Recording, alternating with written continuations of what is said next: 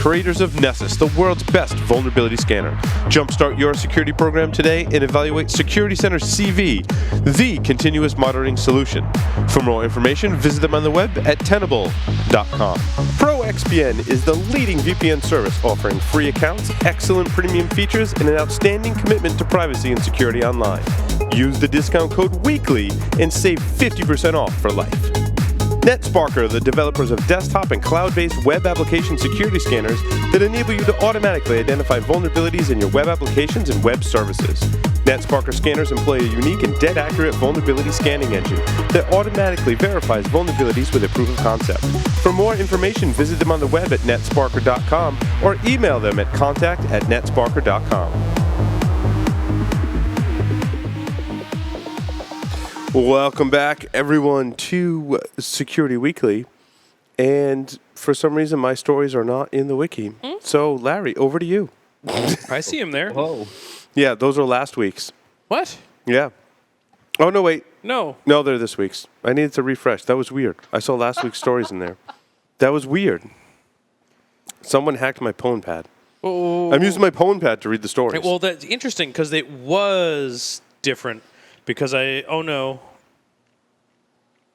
Yeah, no, earlier when I looked, it was last week's stories because it had the one in there about the typo squatting packages. Yeah. And I'm like, dude, we talked about that talked 2 about weeks that, ago. yeah. But you had a baby and stuff, so I wasn't going to give you too much of a Paul hard had a baby? Whoa, he's a miracle to modern know. science. This is true.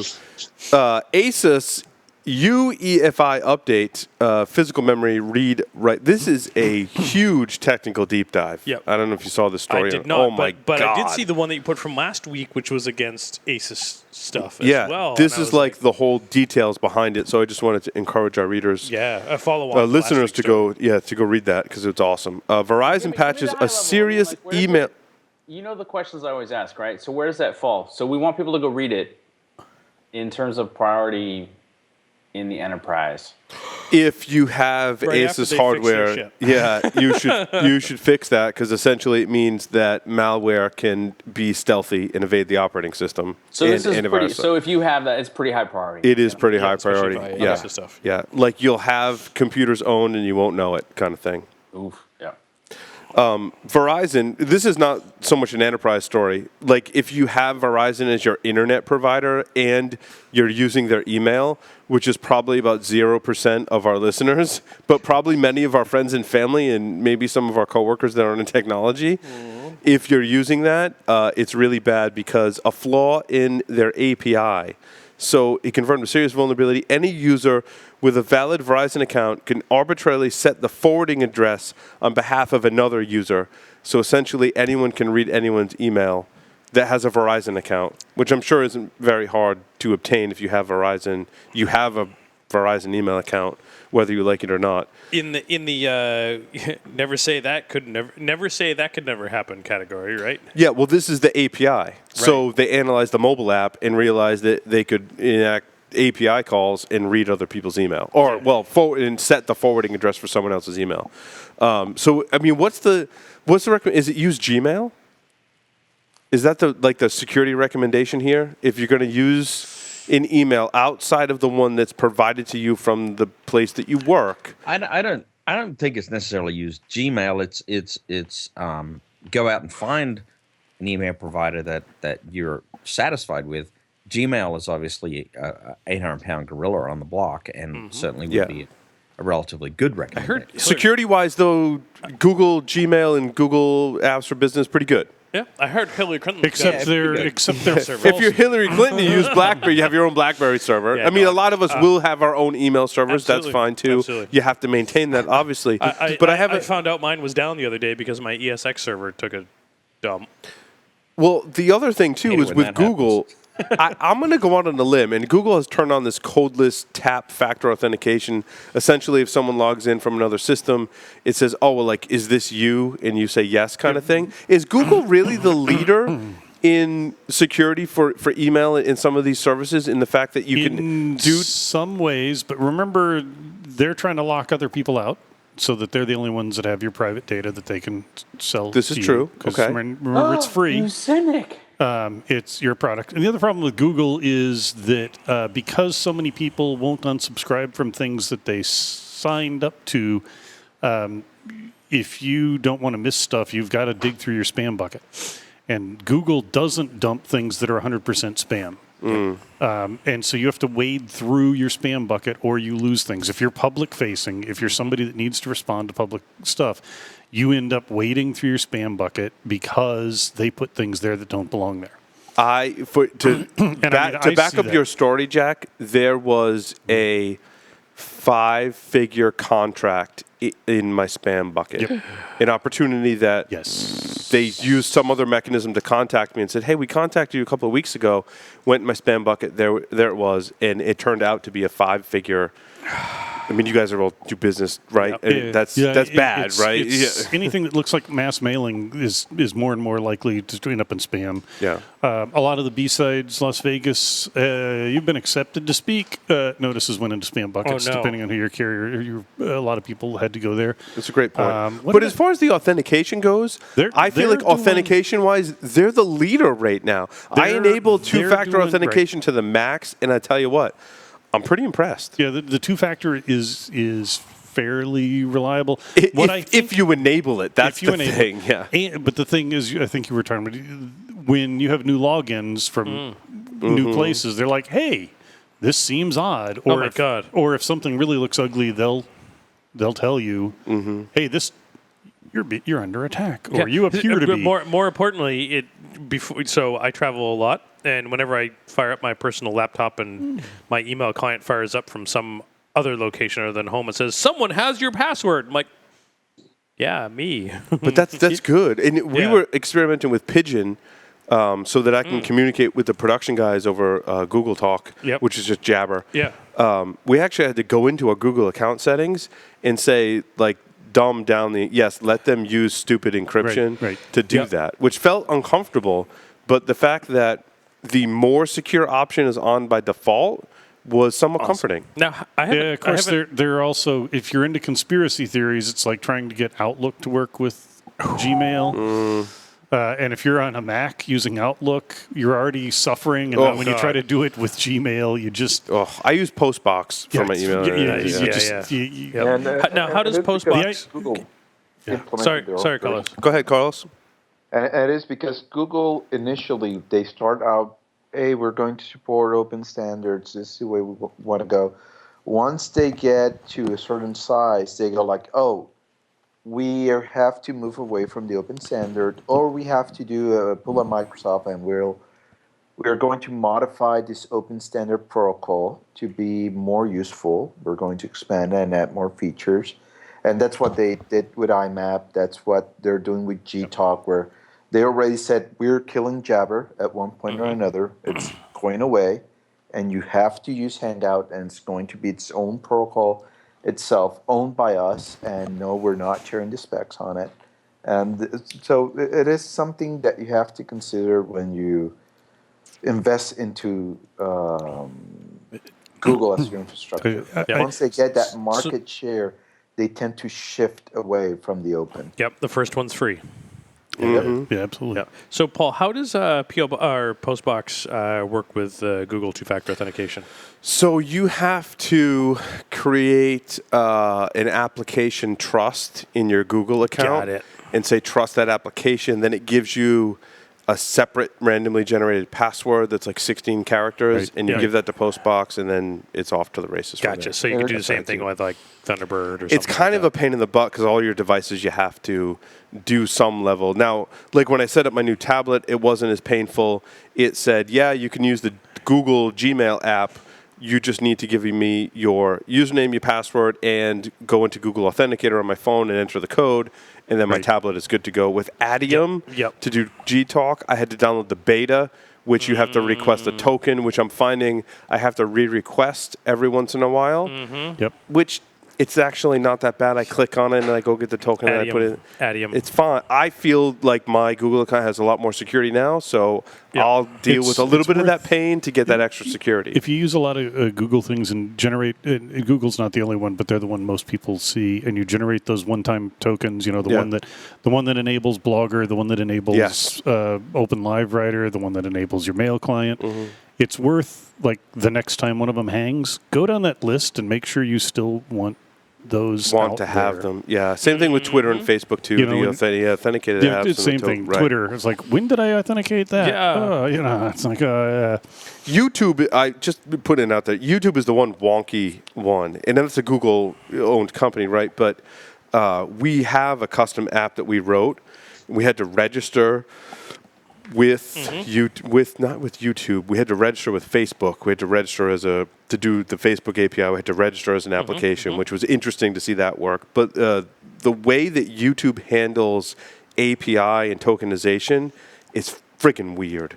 There is token errors all the time in our application. It's just weird the way other ones. Facebook is really good. The Google one is really good. The YouTube one is weird. Yeah. Well, anyway. Talking about these behemoths of the internet, back to Cory Doctorow, one of his points.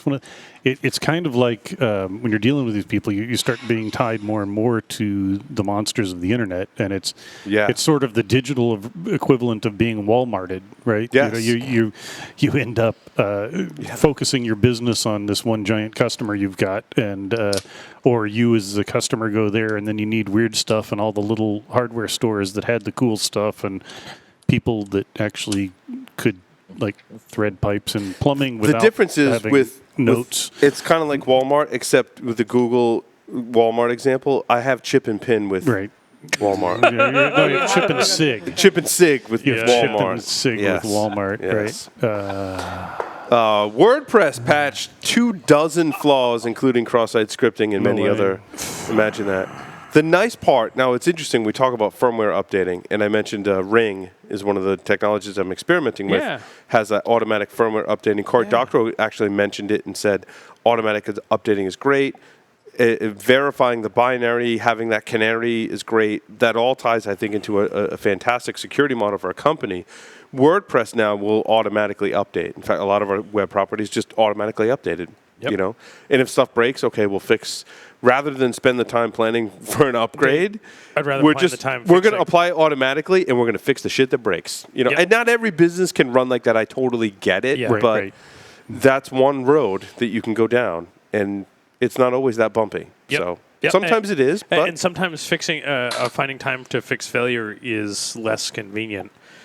We've been having the same sort of thing at home. Yeah. Finding time to clean up a breach is less convenient too. So that's kind of how I look at it. Like my ESXi server took a dump at home the other day, and I had to pull it from the rack and fix it. And I need the stuff on the server now, but it's going to have to wait until 9 o'clock tonight after the kids are in bed. Mm-hmm. And then when I put the server back, I busted the home telephone line because the wires were, and I did something, and I crimped a wire or something like that.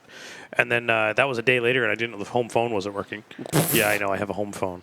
I still have a home phone, too, for 911. Yeah, there you go. Yep. I use a landline. So I use that as the equivalent of the throwaway email address. Mm-hmm. Yeah, that's what I do, Larry. So, all of the registered number on all my stuff is the landline. Yep. So that gets sold to all of the telemarketers, and then we just don't answer it. Yeah, that's true. It's like outgoing only. Yep. You just mute the ringer and it's outgoing only. Yeah, pretty much. All right, let me ask you your opinion on this, because you guys are more informed on this type of stuff. There was a story yesterday that broke that said that the iOS 10 beta was unencrypted in the kernel. People went, was that a mistake? Did they do it intentionally? Apple came out today and said, no, it was intentional. We don't think that's they said it'll move faster, and there's nothing in there that matters. Ergo, we have no problems with it, and we're good with it. Good choice on their part? Something we should be concerned about? Or as long as your data, as long as your passwords and stuff are encrypted. Mm-hmm. Were the previous versions of the kernel encrypted? Yes, they were. Okay, they were. Yes, and they've done it. But go ahead, Carlos. But in this case, the main reason that they said that they're not encrypting it is so they can debug and find bugs faster while they're working in the beta itself. Right. So but for the current beta version, and is potential that, and I'm putting words in your mouth, Carlos, that the final version will have it encrypted. Correct. It is just like any risk you take by putting in an iOS device, the beta software. One of the things that also happens is that you enable also access to certain parts of the file system over USB. And that is a feature for Apple and developers to troubleshoot and get logs and other types of information. So if you're paranoid and you care about security, don't put in beta version of iOS in your device.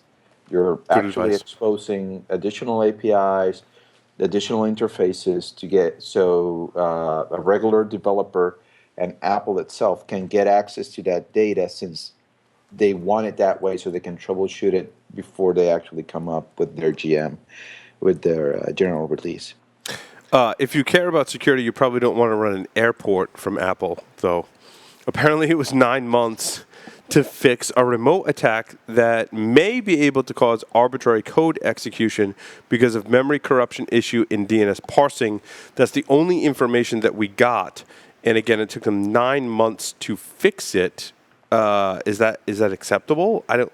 No. Nah, I agree. Yeah, really? Well, it's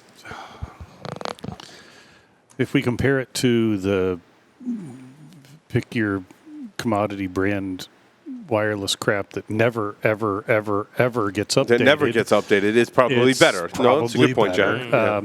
Is it great? Is it what we'd like? Wait, no. wait, Jack. You're saying if we compare it to the extraordinarily low bar that's already been set? Yes. So what you're saying is Apple's the shortest midget in the room.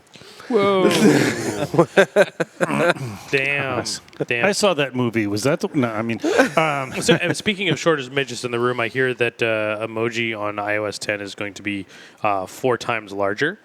Oh yeah, there's so For us, some of us old I people don't that have a hard understand time. it already. Get off my lawn. And you can swap out words with emoji, all with a simple touch. You mean That's useful. suffering emoji? No, So really? I started getting emails from our text messages from Josh Wright the other day. We were conversing, and he just started sending me stuff in emoji. And he's like, "I'm practicing for iOS 10." Right. I sent him Unicode pile of poo in response. Nice. Mr. The Roberts guy, the plane hacker. Chris Roberts. Chris Sid Roberts, Dragon. thank you. Thank you. Dragon, yeah. He's not hacking planes anymore. He's hacking cows. Chris Roberts. So here's the quote, and maybe I was drinking when I read the story, Nope. but here's the thing, and I've been drinking now, and I still don't, no matter how much you drink, this still doesn't make sense to me. Roberts discovered that street lights were wireless enabled. By turning a bank of streetlights on and off, Roberts was able to send a hello followed by a rude message in Morse code up into space. It's unclear whether or not the messages were received by astronauts. What? You were not drinking. What? So he's pulsing lights. turn Is this a thing? Yeah, He's well, pulsing if you- enough lights. You that know you can Morse see it. code.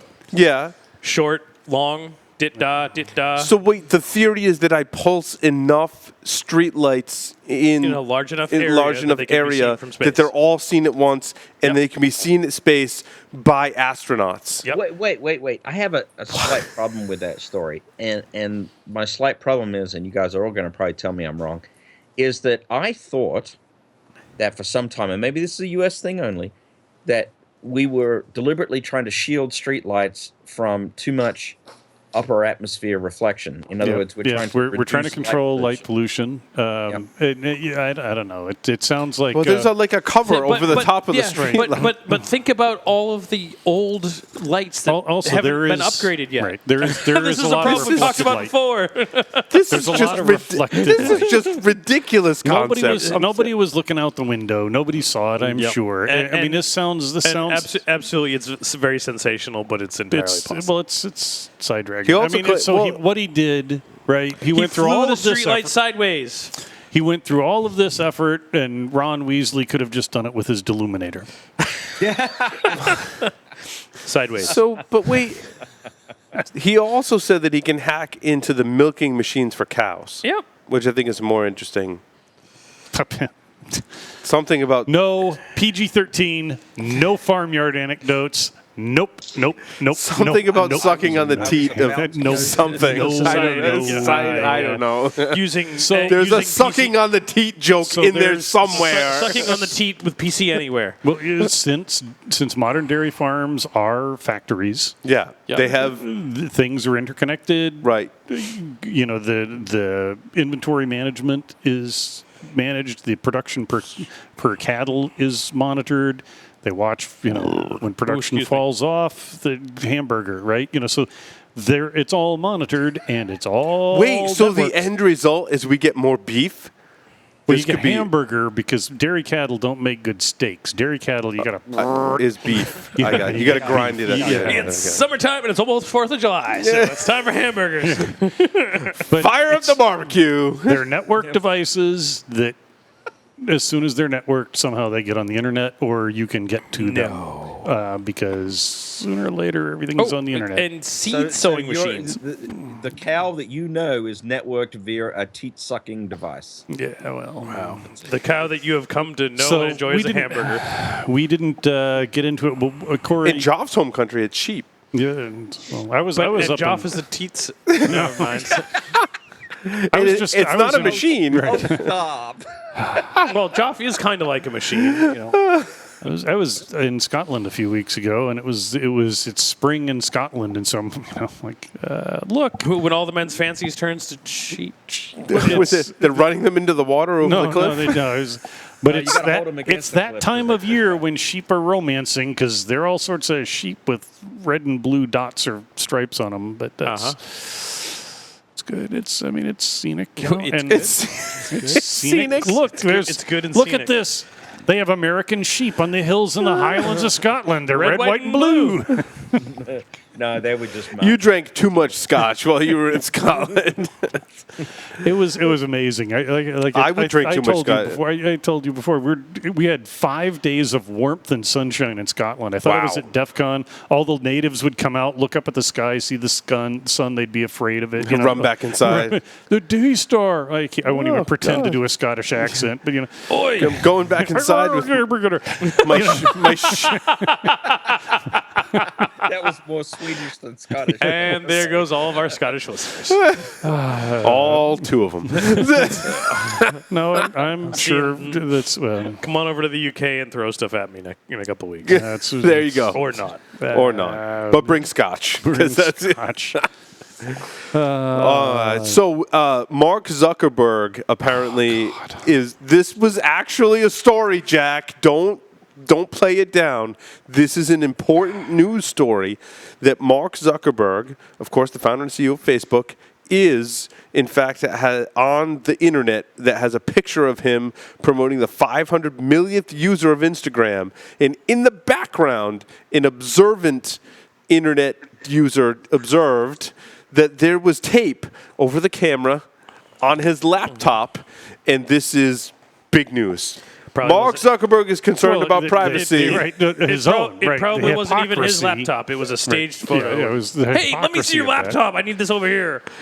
You don't think that was his cubicle? No. You don't think he has a cubicle? Cool. Yeah. Nope. How much time do you think Zuck spends Masturbating. on a keyboard? Send your thoughts to psw@securityweekly.com. We'll air the results on next week's episode. Maybe that's why he covers up his camera. Why is this news? I don't understand. This was like news. This was in multiple news sources that I monitor. This story was hot. It was trending. It was trending on Twitter. All kinds of non-news. The past couple I of just weeks thought it on was Twitter. hilarious. Like, who cares? Even if he does, who cares? He covers up his camera, so he's concerned about privacy and security. Now, I get it. That's ironic. Like, the irony is so thick in the room right now, you could cut it with a knife. But at the end of the day, who cares? So what is the term they've come up with? So the people that are doing the unauthorized bug bounties, whatever they're calling that now. Yeah. And that's like a story that's... Wait, unauthorized bug bounties? You mean extortion? Right. Okay. And they're acting like it's new. Yeah. And they're acting like it's new. And it's like, but the thing is, it's not new. With the Zuckerberg thing, though, it's ancient. It looked like a piece of tape. It didn't even look like a Facebook branded like slidey little thing. slider camera cover. You know what I do? My approach to that is I do not cover the camera, and I walk around naked, and that'll teach you. There are some things out there on the internet you do not want to see and cannot be unseen. Larry, you got stories. Yeah. Let's hear So them. one of mine that I've just looked at it and I'm like, seriously? Because Komodo is attempting to yes. register Let's Encrypt as a trademark. They've come out. They've actually this afternoon. The CEO came out and said that Let's Encrypt stole their idea, Oh God, we talked about this, didn't we? and so Komodo. It's time for that. Yep. So I was writing these stories offline, and it auto-corrected Komodo to commode. Commode, of And I course. even commented that, ironically, this got corrected to commode, and I put it in the show notes, and it auto-corrected again to commode. Like, what the fuck? Seriously? Sorry, that's not PG-13. Autocorrect is it's awesome, a bit of a- apparently. Bit of a shitty problem. I want to hear your story Wait, number 4. Joff was saying something back there, and it was really hard to hear. Oh, I was just a bit of a shitty problem, is all I was saying. Right. Yeah. My story. That's a shitty story, Oh Larry. yeah, Paul, don't go to Utah. Yeah, what is that? I've never So- been to Utah. Have so I? No, don't- I've never been to don't- Utah. don't I would go to. I will, because but you're saying I shouldn't. Utah police employ porn-sniffing dogs. What? No way. How do they do that? So they are able to detect porn, child porn, terrorism, intelligence, and narcotics or financial crimes information. Well, wait, narcotics I get. How are they able to? No, they detect the information on USB thumb drives What? and digital media. What? No, That's it's- almost like it's- sending. It's half crock. Is that from the Onion? No, it's actually from Boing Half Boing. crotch? It's actually from Boing Boing. that And half by Mark crotch? Fraunfelder. However, they cannot actually detect the type of data on the media. They are detecting certain types of the chemicals used in various types of electronics. So, like in prison, they can detect contraband phones and USB thumb drives. And Is that because it has a scent of lube on it? it might? Yes. Only your USB. The dog's name, Oh no. URL. Oh, all right. Somebody's got to get pedantic, and I guess it's going to be me. Shouldn't it be URI? Oh God, that was the nerdiest comment yet on tonight's show. Just on tonight's show. That was So good. That was good. The title of the story is Utah police employ a porn-sniffing dog, which I know you'd have a problem with. But in fact, it Wait, has the been, dog or the porn? Yes. It has been trained to sniff out electronic storage devices. Oh, well, yeah, any of us would succumb to that. It actually does. URL does not actually search for illegal materials, but rather his highly sensitive nose has been trained to detect the unique chemical compounds found in certain electronic components, such as cell phones and electronic memory devices. Interesting. So he So- cannot sniff bit patterns. He then. can't sniff porn. But if you think about this from the whole Johnny Long no tech hacking talk, I believe that was the one where he talked about training some of our law enforcement officers to what is digital evidence. Yeah. And he started talking about hiding micro SD cards under cornflakes. URL could find some of that interesting information. Interesting. So, Wow. yeah. Other stories? Bless you. Excuse me. Other stories. DEF CON 24 speakers list is live. And the Pony Awards nominations are live as well, I saw. really? Fraudsters are buying I IPv4 saw this. addresses. More IPv4. importantly, they're trying to defraud companies out of their IPv4 addresses so that they can resell them at a massive profit. Which I think is interesting. But market- he the said it's market's interesting. pretty He said I thought when I read the story, it was like I thought of universities, right, Joff? Because Yeah. universities were the first ones on the internet, and they have a lot of not unallocated but unused. So it's allocated to them, but they're not using all of it. That was rampant in universities. There was a push a while ago to take some of that back. I don't know if you got some kind of what do you get internet credit? Isn't that Bitcoin? I don't know. You get some kind of credit for giving it back. I don't know what it was. Yeah. But No, this you just one take that said, shit and sell it. It's yours. But now it's an open market. It's for sale. Yep. well, this one said that criminals are looking for dormant ARIN records and trying to establish themselves as the rightful administrator, which is different than a university, for example, that has unused space. Right. They're looking for ones that are dormant, and they're claiming them as their own. So, Paul, you're saying that they're trying to establish ownership and then fraudulently sell that space because the market is there. Yeah. Yes. And I actually looked into this recently. I mean, a slash 24 goes for about $12 per address on the open market right now. So just seeing like the commercial, like, hey man, you got a class C. You got a class C, baby. man. I need class C. No, Yeah, man, I only got a class so B and I can't split it up. Yeah, that's right. all I'm trying to point out is that the profit motive's there, and when you've got about a $4,000 for a class C, that's real money. So people are like, "Woo, let's see if I Remember can." that song? I got 5. I got cash in. 5 on it. So as you're saying, Paul, that it's the dormant ones Split it that with your they're looking friends. for. Aaron has 30,000 plus legacy network records, but they can only validate a point of contact for 54% of those networks. So there are Wow. about 14,000 networks that are Not IP addresses, but networks. networks. Yep, that can potentially be hijacked by attackers, by hijackers, whichever. That's interesting. It And really then, of is. course, and then, of course, that's the related entire nature of BGP, which is, hey, just announce. It's cool. Yep. Yeah. And I love the awesome ones, the dormant ones for companies that have gone defunct. They'll try to re-register the names of those defunct companies, then set up the email server and such to accept all those messages. Wow. Interesting. That's awesome. Or not so much. Well, not so awesome. Yeah. Any other stories for this week?